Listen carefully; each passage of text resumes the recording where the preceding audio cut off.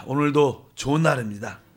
자, 우리 고린도후서 14장 마지막 부분 말씀을 다시 한번 나누겠습니다. 어제 11절에 대해서 말씀을 나눴습니다. 다시 한번 11절 마지막으로 말하노니 형제들아 이제 기뻐하라. 그래서 항상 우리 내적인 즐거움이 밖으로 이렇게 표출돼야 되는데, 사실 우리의 내적인 즐거움은 바로 우리 안에 계신 내주하시는 그리스도인 줄 믿습니다. 그 놀라우신 하나님이 우리 안에 있다는 그 사실을 순간순간 인식하면서 그분으로 우리가 즐거워할 때 우리는 그것을 밖으로 우리의 기쁨을 표출할 수 있습니다. 우리 입으로 찬양하고 주의 이름을 부르며 선포하며 기뻐할 수 있다. 그래서 항상 기뻐해야 되고, 또 우리 교회 생활은 온전하게 된다는 것입니다. 그러니까 우리는 잘못된 왜곡된 어떤 믿음이나 성경의 진리의 말씀을 가지고 있을 때마다 다시 한번 서로 하나님 말씀 안에서 잘 교정되고 또 회복돼서 모든 성도들과 하나로 연결되는 참된 온전함이 있어야 될 것이다. 온전함의 최고의 절정은 모든 성도들과 하나로 연결될 때 온전의 최고인 줄 믿습니다. 어제 어떤 댓글을 보니까 문자에서 이 개인적인 온전함은, 개인적으로 온전하려고 노력하는 것은 실제로 그것이 이루어지지 않습니다. 나 혼자 신앙을 잘 지켜서 이런 온전함은 성경에서 말하는 그런 뜻이 아닙니다. 바로 교회 안에서 모든 성도들과 하나가 될 때 우리는 이미 성령 안에서 온전해진다는 것을 기억해야 될 것이다.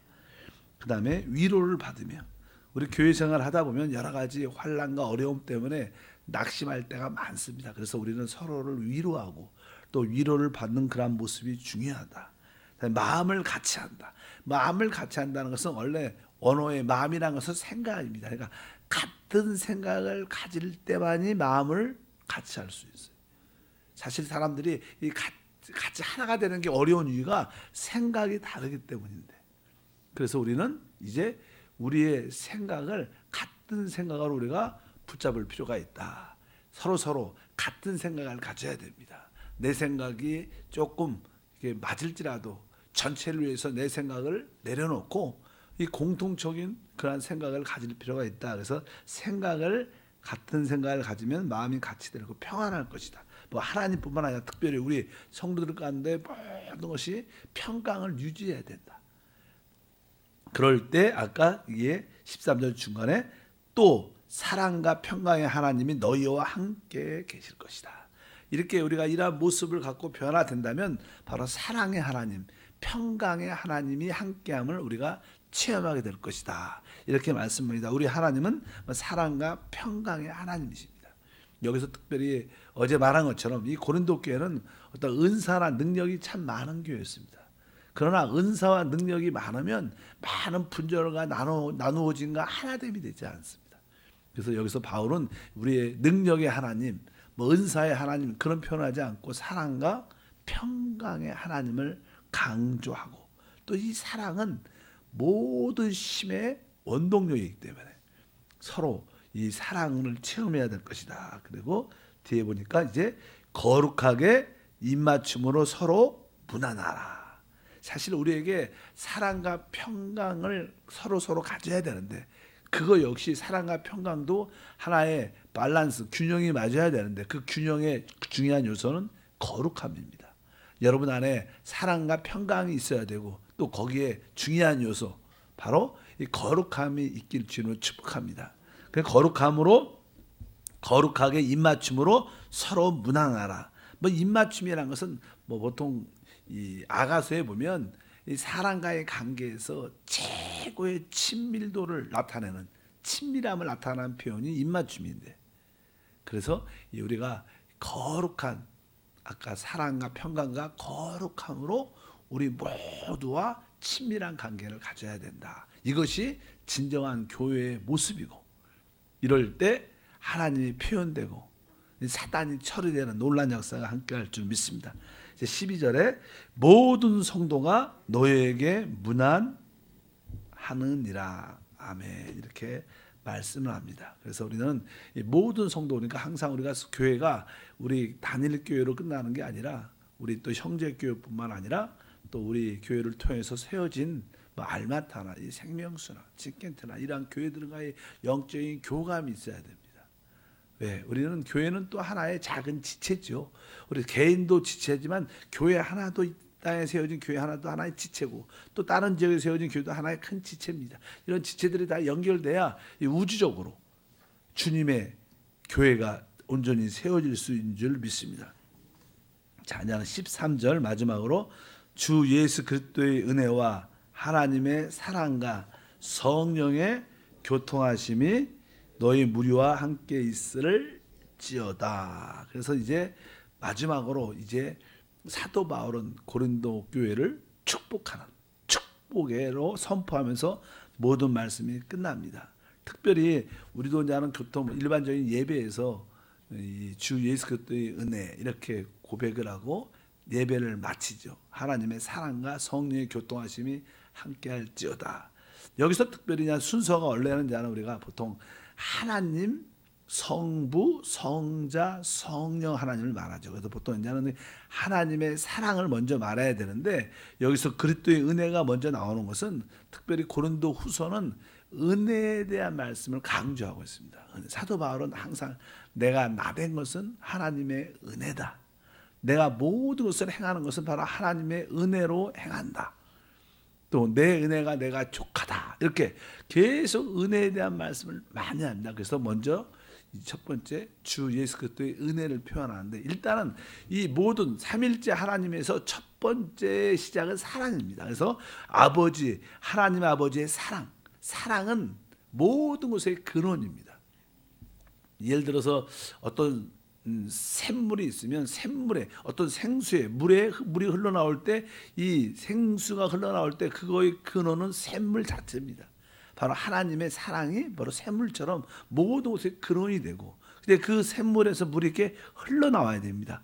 흘러나올 때 그 흘러나옴이 그리스도의 은혜라고 흐름이죠. 흐름 하나의 흐름이 있어야 돼요. 그리스도의 은혜가 있을 때 그 은혜를 바로 사랑이 흘러나올 때 샘물에서 우리는 그것을 흐름 바로 하나님의 그리스도의 은혜라고 생각하고 그것이 우리한테 전달될 때 그것이 이 성령의 교통이다.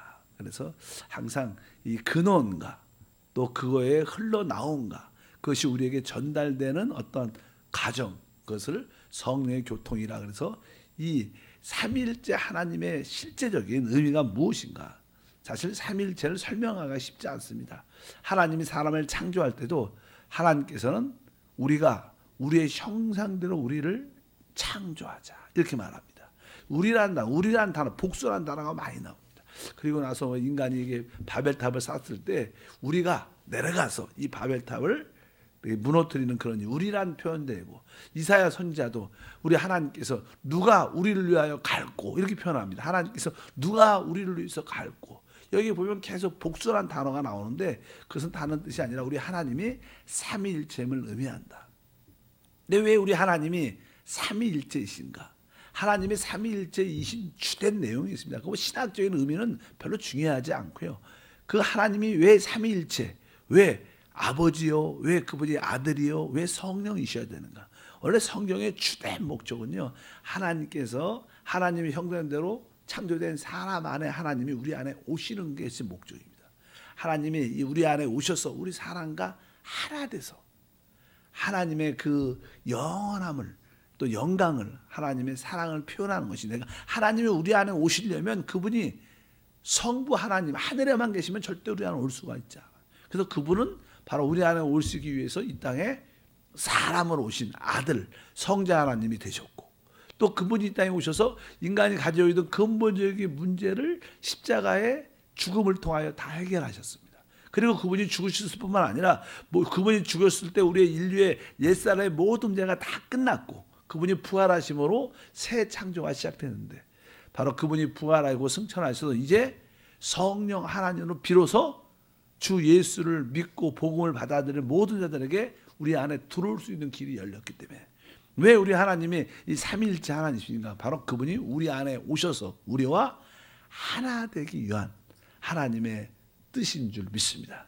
그래서 우리가 우리 하나님을 삼위일체 하나님 특별히 여기서도 그런 표현을 우리에게 말씀합니다. 그래서 성경의 전체적인 주제는 다른 것이 아니라 그 크신 하나님이 바로 사람 안에 오셔서 결국 사람과 연합되는 거, 하나 되는 거. 그래서 우리가 그리스도 안에서 새로운 피조물, 새로운 창조가 됐다는 것은 바로 하나님은 하나님, 사람은 사람 따로따로 했습니다. 예창조에서는.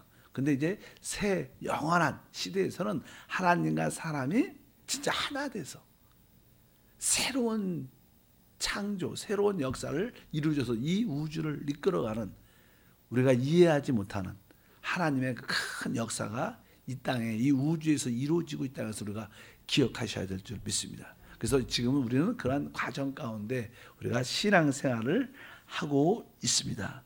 그래서 항상 모든 일에 바로 삼일째 하나님의 체험의 절정인 바로 성령과 함께하는 것이 우리의 신앙생활인 줄 믿습니다.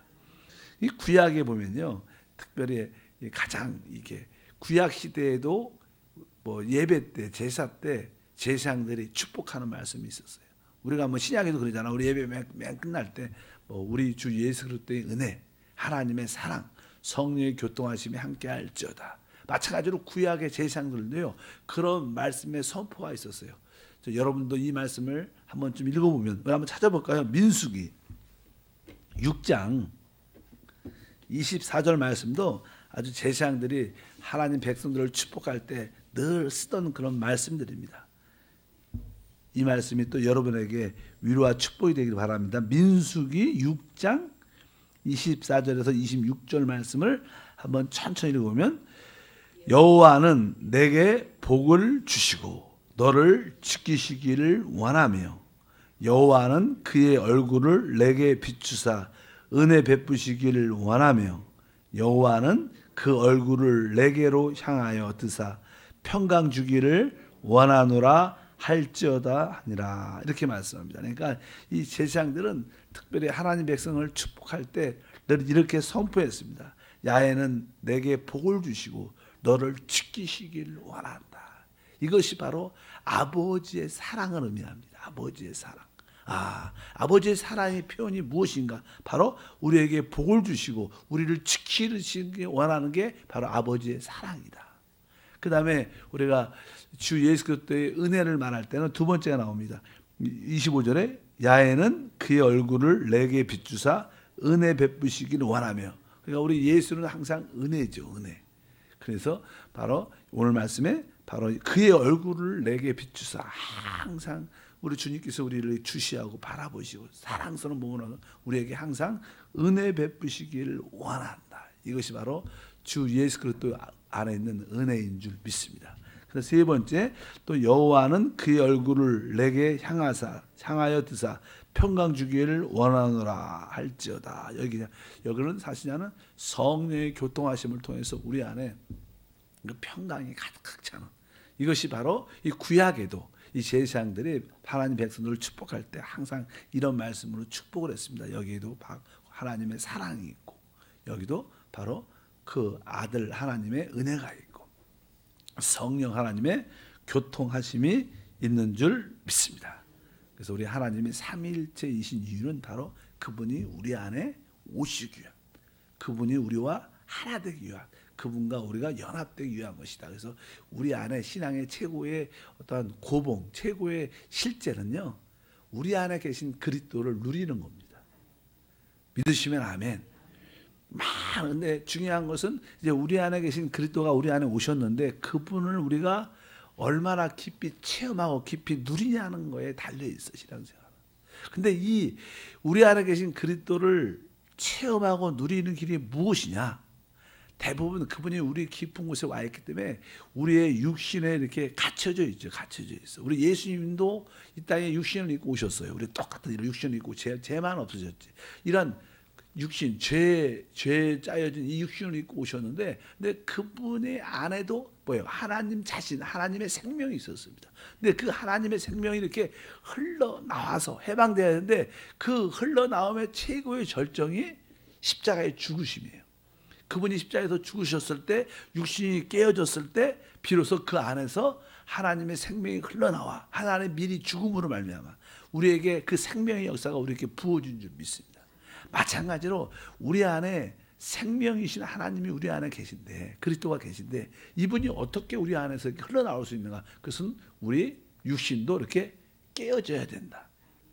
그래서 우리가 그것은 뭐 하나의 십자가를 짊어진다는, 죽음을 받아들인다는 뜻입니다. 그러니까 육신의 죽음을 받아들일 때 우리 안에는 생명의 역사가 흘러나오게 돼 있다. 그래서 종종 많은 사람들은 그러죠. 예수 믿으면 고난과 어려움이 실제로 있습니다. 사실 고난과 어려움의 종류는 다양해요. 우리 인간 자체는, 사람이 원래 죄 가운데 태어났기 때문에 이 인간의 운명은 고난이에요. 욥이 그러죠. 인생은 고난을 위해서 태어났다. 예수를 믿든 예수를 믿지 않든 인간에게는 총체적인 고난이 다 있습니다. 그래서 거기에 어떠한 재앙도 있고, 종종 뭐 요새 재앙이 많이 일어나잖아요. 그리고 또 사람들은 개인적으로 질병과 연약함을 다 가지고 있습니다. 이것은 예수를 잘 믿든 안 믿든 상관없어요. 모든 인류에게는 다 그러한 고난이 있습니다. 그리고 또 고난은, 어떤 사람들은 자기가 죄를 져서 고난을 또 받아요. 죄를 져서. 자기가 올바로 준비 못했고 죄를 졌기 때문에, 뭐 죄를 졌다는 것은 내가 어떤 결과, 어떤 일을 잘못했기 때문에 결국 거기에서 온, 만약 직장, 예를 들어서 어떤 사람이 직장을 다니는데 출근을 8시에 해야 되는데 맨날 9시에 가고 일도 잘 안 하고, 그러면 어떻게 해요? 해고당하죠. 그러면 해고를 당하면 그 직장이 실직한다는 것은 또 개인적으로 고난과 어려움입니다. 그렇게 나의 실수와 잘못으로 인한 고난도 우리 가운데 많습니다. 그러나 최고의 고난은 우리가 예수 때문에 당하는 고난이 있어요. 예수님 때문에, 예수를 위하여 당하는 고난, 교회를 위해서, 교회의 부흥과 성장, 영혼을 얻기 위해서 당하는 고난. 이 고난을 가질 때 우리 안에 가장 예수의 생명이 흘러나와서 우리를 치유하고 회복하고 놀라운 능력을 맛보게 한다. 그것을 기억해야 될 줄 믿습니다. 그래서 우리는 바로 이 육신의 어떠한 깨어짐을 통해서 우리 안에 있는 예수의 생명을 누리게 된다. 그래서 여러분들이 내주하는 그리스도, 우리 안에 있는 영원한 생명, 우리와 연합된 그 생명이 우리 안에 흘러나올 수 있도록 기쁨으로 복음을 위하여, 교회를 위하여, 하나님을 위하여 십자가를 이렇게 받아들이는 체험을 가질 때 여러분 안에 놀라운 능력과 은사도 함께할 줄 믿습니다. 그렇게 바로 우리 하나님은 우리 안에서 핵심적으로 역사하신다. 그래서 여러분 안에 계신 주님을 항상 인식하고 여러분 안에 계신 주님을 따라하겠다는 뜨거운 마음을 가지기를 바랍니다. 나는 주 예수와 함께 연합됐다. 이 사실을 잊지 마시길 바랍니다. 이제 우리 자신을 따라 사는 것이 아니라 우리 안에 있는 예수의 생명을 따라 사는 것이다. 그러니까 여러분들이 여러분 안에 계신 예수님을 따라 살 때, 또 저도 예수님을 따라 살 때 우리 자연스럽게 우리가 이렇게 하나가 되죠. 그럴 때 그것을 성경으로 말하면 그것을 교회라 이렇게 말합니다. 교회는 다 성령을 따라 사는 사람들이 한 자리에 모였을 때 그것이 교회입니다. 그럴 때 바로 예수의 생명, 하나님이 나타날 줄 믿습니다. 어쨌든 우리가 서로 영 안에 있어서 하나님의 교회가 그렇게 하나 될 때 이 교회는 하나님의 간증이 되고요. 어떠한 가난과 질병과 문제도 이겨낼 수 있고, 특별히 사단을 처리하는, 그리고 하나님 나라를 이끌어오는 놀라운 교회가 될 것을 확신합니다. 그것이 바로 우리 신앙생활의 최고의 모습인 줄 믿습니다. 이제 고린도 후서를 우리가 마치면서 이 고린도 후서에서 가장 중요한 이야기는, 사도 바울은 이 말씀을 통해서 뭐 자기의 어떠한 큰 일을 했다, 뭐 큰 사역을 했다, 이런 것을 절대로 표현하지 않습니다. 바로 오직 바로 내가 예수의 죽음을 내 몸에 짊어진다. 그 외에 어떤, 그래서 우리가 버림받았지만 버림받지 않고, 우리가 이렇게 핍박을 당하나 우리가 죽지 않고, 이런 표현들을 역설적으로 많이 합니다. 그래서 참된 신앙생활은 사실 외적인 어떤 환경의 어려움을 기쁨으로 받아들여서 바로 우리 안에 있는 예수의 생명이 흘러나오기 위한 것이다. 이것이 우리의 봉사요 사역이다. 그렇게 말씀합니다. 그래서 하나님께서는 이제 여러분 안에 계신 예수의 생명이 나타나기를 원하신다.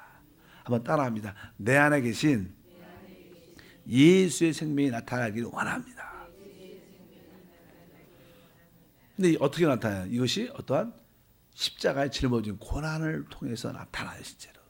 그래서 이 교회 예수를 믿으면 하나님께서 우리에게 우리가 십자가를 짊어질 수 있도록 그런 환경을 어떤 의미로서 늘 허락하십니다. 그래서 그것이 우리에게는 남편이 될 수도 있고요. 그래서 그것이 우리에게 자녀가 될 수도 있고, 그것이 어떠한 환경의 어려움이 될 수도 있고, 그래서 항상 그런 것들이 나는 이렇게 예수 믿는데 힘든가 이렇게 생각을 많이 해요, 사람들이. 왜 이 문제가 사라지지 않는가? 그 문제가 사라지지 않는 이유는 바로 우리의 옛사람이 이렇게 깨어지기 원한다는 하나님의 뜻이 있고, 그럴 때 예수의 생명이 흘러나옵니다. 그러니까 하나님 우리에게 어떤 고난과 어려움을 줄 때 우리를 죽이겠다는 게 아니라 바로 우리 안에 그 종착점이 부활이라는 거예요. 네, 우리가 옛사람이 죽으면 부활이 돼요. 그래서 하나님은 그 작업을 예수님한테도 그렇게 하신 것처럼 우리한테도 계속 그렇게 하십니다. 그래서 여러분들이 나 이 문제가 왜 사라지지 않는가 이런 마음도 그 문제에서만 벗어나려고 노력하지 말고 내가 기쁨으로 하나님이 주어진 환경을 기쁨으로 받아들이겠다. 이 환경을 그렇게 여러분들이 기쁨으로 받아들이는, 기쁨으로 십자가를 지는 마음을 딱 가지면 여러분 안에 부활의 생명이 나타난다는 답을 갖고 기억하기를 바랍니다. 잠깐 그 문제에서만 벗어나면 절대로 문제에서 벗어나지지 않아요. 실제로 저도 그런 체험을 많이 해요. 어떤 문제와 고난이 있을 때 내가 이 문제에서 벗어나기를 원한다.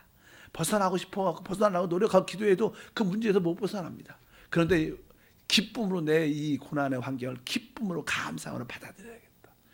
이것이 그래, 이 고난이 내 운명이다. 기쁨으로 내가 감사. 이럴 바에 내가 이 고난의 환경을 즐기겠다. 이런 마음을 갖고 포기하면 이상하게 그 환경이 바뀌어버리고, 포기하면 그때 남편이 변화되고, 그렇게 기도하고 금식해도 남편이 변화 안 되는데 내가 그 남편을 기대하지 않고 포기하고 진짜 내가 그냥 그 남편을 아내를 사랑하자 이런 마음을 가질 때 진정한 부활이란 역사가 나타난다. 이것이 바로 이 고린도 후서에서 우리에게 보여주는 최고의 비밀이다. 그래서 바울은 내가 날마다 십자가를 진다. 날마다 나는 죽는다. 이런 표현을 했던 겁니다. 그럴 때 그 안에서 예수의 생명이 흘러나서 많은 사람들이 살고 회복되고 온전케 되고 양육되고 제자가 되는 역사를 바로 사도 바울이 이루신 줄 믿습니다. 기도하겠습니다. 하나님 아버지 감사합니다. 이 고린도 후서를 통해서 다시 한번 하나님께서 우리에게 주시는 그 말씀의 의미를 깨닫게 도와주시고, 이제 우리도 바울처럼 예수의 십자가의 짊어짐을 기쁘게 받아들이는, 그 결과 우리 안에 있는 예수의 생명이 흘러나와 많은 사람을 살리고 회복하는 그러한 통로가 되게 도와 주옵소서. 우리의 고난과 어려움은 끝이 아니라 결국 부활이라는 것을 알게 하시고, 영적인 비밀을 깨닫는 우리 모두가 고난과 환경으로 힘들어하지 말고 그런 것을 기쁨으로 받아들이는 마음을 더하여 주옵소서. 오늘도 주님의 그 은혜와 하나님의 사랑과 성령의 교통하심이 우리 성도들에게 가득하게 하옵소서. 주 예수 이름으로 기도합니다. 아멘. 하늘에